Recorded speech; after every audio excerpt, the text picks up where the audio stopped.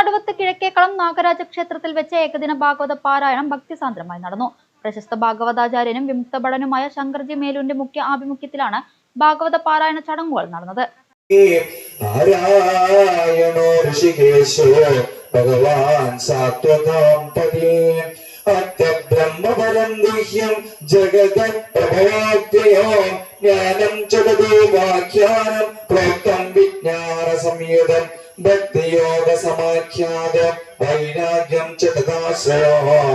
രാവിലെ മുതൽ ആരംഭിച്ച പാരായണത്തിൽ ക്ഷേത്രത്തിലെ നിരവധി ഭക്തജനങ്ങൾ പങ്കെടുത്തു. സോപാന സംഗീതജ്ഞൻ കൂടിയായ ശങ്കർജി മേലൂരിന്റെ നേതൃത്വത്തിൽ നടന്ന പാരായണം ഭക്തർക്ക് വേറിട്ടൊരു ആത്മീയ അനുഭൂതിയായി മാറി. ചടങ്ങിൽ പങ്കെടുത്ത ഭക്തജനങ്ങൾക്കായി ക്ഷേത്ര കമ്മിറ്റിയുടെ നേതൃത്വത്തിൽ വിപുലമായ സൗകര്യങ്ങളാണ് ഒരുക്കിയിരുന്നത്.